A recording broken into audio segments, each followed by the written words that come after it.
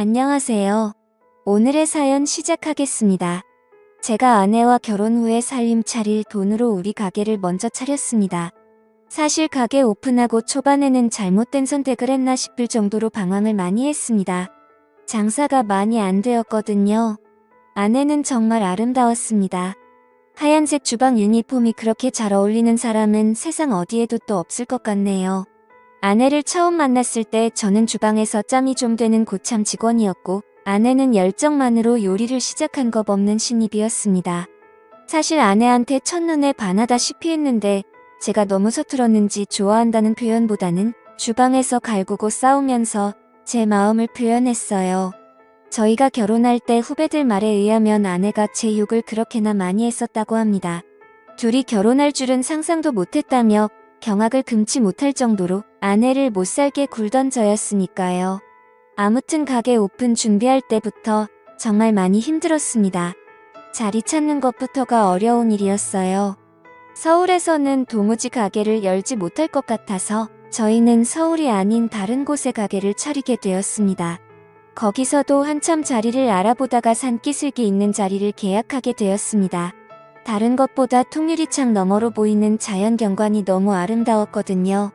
세상에 길고양이들도 오며 가며 다니고 가끔은 다람쥐도 왔다 가고 정말 좋았어요. 안 좋았던 건 그렇게 고양이나 다람쥐가 가게 근처에 나타날 만큼 장사가 엄청 안 되었기 때문입니다. 기본적으로는 레스토랑보다는 커피숍과 베이커리를 겸한 카페에 가까웠어요. 아무래도 위치적인 여건이 안 좋다 보니 금방 상하는 식재료들을 오래 보관하는 것보다 차라리 커피와 빵을 파는 게 경제적으로 더 손실이 적을 거라 판단했기 때문입니다. 다행히 제가 제빵 자격증도 있고 취미로 바리스타 자격증도 취득해 둔 게 있어서 메뉴를 바꾸는데 어려움은 없었습니다. 커피도 직접 콩을 볶는 게 아니라 그냥 아름답게 아는 사람 통해서 콩을 사다 썼기 때문에 어려울 건 없었어요. 그래도 손님이 없는 건 여전했고요. 오픈하고 초반에는 그냥 매일매일 적자였어요.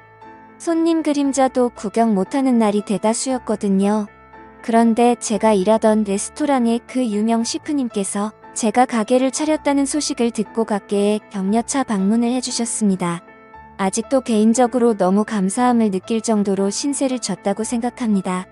그분이 자기 인터넷 페이지에 저희 가게를 소개해준 덕분에 그 사진을 보고 손님들이 하나 둘씩 가게를 찾아왔기 때문입니다. 저와 아내를 매료시킨 자연경관은 여타 다른 손님들에게도 똑같이 작용했나 봅니다. 그렇게 제 가게는 순식간에 입소문을 타게 되었고 그 뒤로부터는 손님도 붐비기 시작했어요. 자리 때문에 가게를 워낙 저렴하게 얻었기 때문에 빈 공간을 늘리는 게 아쉬워서 매일매일 빵 만드는데 도와주느라 지루한 아내를 위해서 점심과 저녁 메뉴를 추가해서 아내가 요리도 할 수 있는 여건을 만들어줬습니다. 집 안 사고 가게를 차리기 잘했다는 생각이 들 정도로 엄청 바빴습니다. 하지만 그만큼 돈도 많이 벌었고요. 저는 아무래도 빵만 만들면 되다 보니까 아침에 웬만한 거 다 준비해두면 그 이후로는 사람 하나 쓰는 게 편해서 사람을 쓰기 시작했어요. 아내는 점심 저녁 음식을 만들어야 하는 이 가게에 매몰될 수밖에 없었고요. 그렇습니다. 잠시나마 성공에 심취해서 제가 거만해졌던 거예요. 일에 시달리는 아내를 지켜보지 못했습니다. 그저 예전보다 돈을 훨씬 더 잘 벌게 된 제 자신에 심취해서 그 이후로는 제가 무슨 성공한 사업가라도 된 것처럼 인맥 관리한다고 밖으로 쏟아내는 게 일이었어요. 아내는 그런 저를 보고도 묵묵히 자리를 지켜줬습니다. 아내가 과로로 쓰러진 건 조금 지나서의 일입니다. 주방을 정기적으로 청소하기로 한 날이었는데 그날은 제가 뭐 그렇게 기분이 좋았는지 직원들 데리고 회식하겠다고 청소는 나중에 하자고 고집을 부렸어요. 음식점의 기본은 깨끗한 주방인데 솔직히 그날은 그냥 술이 마시고 싶었나 봅니다. 아내는 끝까지 청소를 해야 한다는 입장이었고 저는 놀 때 놀고 일할 때는 일하는 거라며 고집을 부려 혼자서라도 청소를 하겠다던 아내를 뒤로하고 저는 직원들과 근처 삼겹살집으로 향했어요. 한참 노래방에서 밤새 술 마시고 놀며 회식을 즐기고 있는데 직원 중에 한 명이 사모님한테 전화가 왔다고 말해줬어요. 늦게 온다고 잔소리나 하려나 보다 하고 저는 안 받는다 전화를 무시하고 신나게 놀았고요. 새벽 한참 때가 돼서 얼큰한 몸을 이끌고 집에 돌아왔는데 청소 끝내고 돌아와 있어야 할 아내가 집에 없더라고요. 제가 고집 부린 걸로 삐져서 친정이라도 갔는가 보다 하고 올라오는 술 기운을 이기지 못해 저는 그냥 잠에 들었습니다. 아내가 잘못된 걸 알게 된 건 그 다음날 술이 덜 깬 상태로 다급한 직원의 전화를 받고 나서였어요. 청소에도 혼자서 주방일에 시달리던 아내가 혼자서 주방을 청소하다가 과로로 쓰러진 겁니다.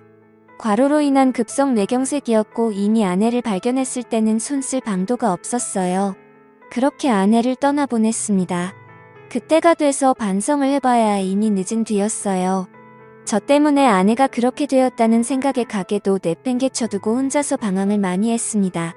아내를 떠나보내는 그날의 친정에서 장인 장모님이며 처제까지 와서는 제 멱살을 주고 흔드는데 아무 말도 하지 못하고 눈물밖에 보일 수가 없었습니다. 그렇게 반년 정도를 가게 문도 열지 않고 방황을 했습니다. 아내를 잃은 슬픔과 그 책임이 저에게 있다는 사실에 정말 힘겨웠어요. 하지만 이렇게 사는 내 모습을 본다면 아내가 과연 좋아할까 하는 생각이 들었습니다.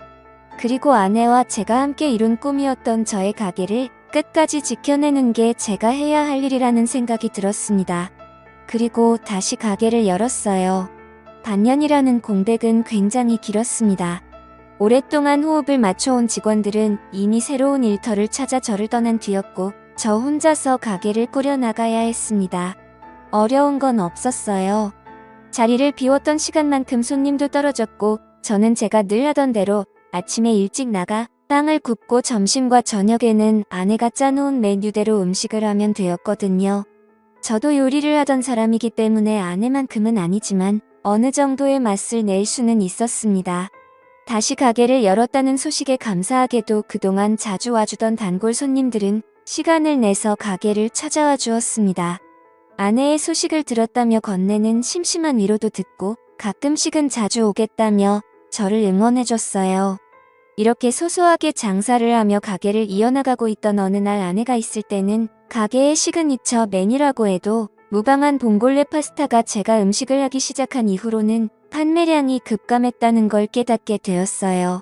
얼굴을 트고 지내는 단골 손님들한테 혹시 저의 봉골레 파스타가 아내의 것과 다른 게 있냐는 질문을 했는데 그들에게서 하나같이 여전히 맛있지만 평소에 즐겨 먹던 그 맛이 아니라서 생각보다 손이 가지 않는다는 말을 들었습니다. 아내와 메뉴를 만들며 레시피를 같이 짰는데 뭐가 그렇게 다른가 하는 생각이 들어서 그 자리에서 제가 시식을 해봤습니다. 그런데 역시나 아내와 같이 메뉴를 구상할 때 하던 대로 똑같이 음식을 했는데 아내가 해주던 그 맛이 아니었던 거예요. 아내와 같이 구상한 메뉴이기도 하고 그동안 가게에서도 잘 팔리던 메뉴였기 때문에 맛이 달라졌다고 한들 메뉴에서 빼고 싶지는 않았습니다. 여전히 단골이 적은 장사를 하게 되었지만 그 맛을 내지 못하는 상황에 주문은 거의 없는 거나 마찬가지였어요. 어느 날 평소와 같이 새벽 일찍 출근해 혼자 분주하게 주방을 오가며 빵을 만들고 있던 어느 날이었습니다. 오픈 시간이 아직도 한참 남았는데도 불구하고 밖에서 누군가 문을 두드리는 소리가 나서 나가봤어요. 깜짝 놀랐습니다. 아내가 살아 돌아온 줄 알았어요. 눈앞에 서 있던 건 아내가 아니라 아내의 여동생 처제였습니다. 아내가 그렇게 된 것에 대해서 저의 책임이 분명했기 때문에 아내가 떠난 뒤로는 처가와는 연락을 끊고 지내고 있었습니다. 아내와 닮은 처제의 모습을 보고 놀라기도 했지만 아닌 꼭두 새벽에 처제가 가게까지 찾아왔으니 저는 정말 놀라고 말았죠. 처제는 카운터 쪽 바에 걸터 앉아 빵을 오븐에 집어넣고 있는 저를 바라보고만 있었습니다. 별다른 말은 하지 않고 아내가 있었다면 이리저리 분주하게 돌고 있었을 동선을 아쉬운 듯이 계속 바라보고 있었습니다. 빵의 준비가 다 끝나고 저는 처제에게 다시는 못 볼 줄 알았는데 여기까지 어쩐 일이냐고 물어봤어요. 처제는 시큰둥하게 가게를 다시 열었다는 소식을 듣고 찾아와 봤다고 하더라고요. 제가 어떻게 지내는지 확인도 할 겸사겸사요. 연락은 하지 않았지만 장인 장모님도 걱정을 많이 했는데 이제 이겨내고 잘 지내는 것 같아서 보기 좋다는 말을 해주더라고요. 혼자서 계속 가게를 기웃거리던 처제에게 새벽부터 와서 빈속일 텐데 먹고 싶은 거 있으면 말하라고 했어요. 처제는 저에게 봉골레 파스타를 해달라고 하더라고요. 아내가 제일 자신 있어 하는 메뉴란 걸 알았는지 의외의 부탁에 적잖이 당황했습니다. 이윽고 저는 요리를 끝내 처제의 앞에 접시를 올려주었습니다. 처제는 한술 아내의 요리를 따라한 저의 음식을 맛보고는 이게 아니라는 말을 하더라고요. 그러더니 아내가 입던 앞치마를 메고 주방으로 들어갔습니다. 그리고는 제 앞에 봉골레 파스타를 한 접시 내왔어요. 아내가 담은 것과 비교하면 엄청 서툰 플레이팅이었지만 그 맛은 아내가 만들어주던 그 맛 그대로였습니다. 저는 깜짝 놀랐어요. 처제한테 이건 아내의 맛이라고 어떻게 재현해낸 건지 알고 싶다고 솔직하게 말을 걸었습니다. 처제는 조용히 저를 주방으로 부르더니 처음부터 끝까지 모든 걸 보여줬습니다. 화이트 와인을 넣은 뒤 바지락이 열을 받아 입을 벌리기 전에 타이밍이 가장 중요한 단계라고 설명해 주더군요. 뚜껑을 열었을 때 입을 열지 않은 바지락은 직접 벌려서 꺼내주는 한이 있어도 뚜껑을 여는 시간만큼은 정확하게 맞추는 게 관건이라고 했어요. 그리고 파스타를 볶다가 올리브 오일을 얼마나 넣어야 하는지, 어느 타이밍에 넣어야 하는지 그런 세세한 부분을 전부 다 알려줬습니다. 간단한 순서 몇 가지만 바꿨을 뿐인데 저도 아내가 만들던 그 맛을 금세 재현해내고 말았습니다. 처제는 아내가 자기가 해준 봉골레 파스타를 먹고부터 요리 인생이 시작되었다고 봐도 무방하다며 자랑처럼 이야기했습니다. 그리고 이 봉골레 파스타는 오래전부터 두 사람이 만들어낸 비밀의 결정체라고 봐도 무방한 거였지요. 그리고 처제는 제 가게를 찾아온 이유에 대해서도 말해줬습니다. 인터넷에서 가게가 다시 오픈했다는 소식을 받고 그리고 봉골레 파스타가 늘 먹던 맛이 나지 않는다는 어떤 사람이 올린 게시물도 봤다고 합니다. 형부 때문에 언니를 잃게 된 걸 생각하면 용서할 수 없지만 언니의 인생이라고 봐도 무방할 이 가게에서 언니가 만들던 음식이 이젠 더 이상 맛이 없다는 말을 보는 게 더 참을 수 없는 일이었다고 하네요. 사실 다른 건 몰라도 레시피만큼은 알려줘야겠다는 생각에 찾아왔다는 겁니다. 하지만 처제도 마음이 많이 약해졌나 봐요. 아내의 맛을 찾았다고 기뻐하며 울고 있는 저를 보니 마음이 많이 안타까웠나 봅니다. 제가 아내를 털어내고 이겨낸 것처럼 자신은 물론 장인 장모님도 이제 더 이상 저에게 악감정이 없으니 언제라도 한번 처가에 찾아오라는 말을 했어요. 그날로 바로 처가에 찾아가 눈물 콧물 쏟으며 장인 장모님께도 용서를 받았습니다.